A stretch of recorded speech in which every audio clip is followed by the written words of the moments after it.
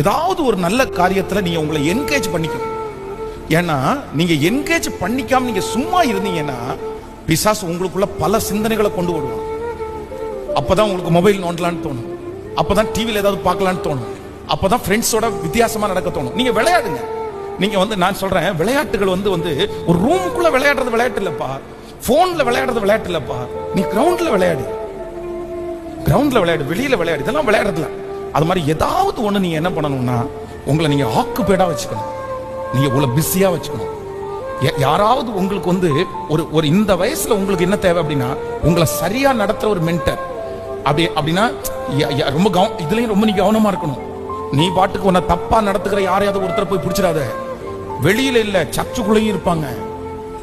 சர்ச்சுக்குள்ள இருக்கிறவங்களே நிறைய நேரத்தில் தப்பா நினைச்சுவாங்க, தப்பா நடத்துவாங்க. நான் என்னன்னா டீப்பா க்ளோஸா அவங்கள்ட்ட போகலன்னா கூட, இப்ப பாருங்களேன், இந்த சர்ச் இருக்கு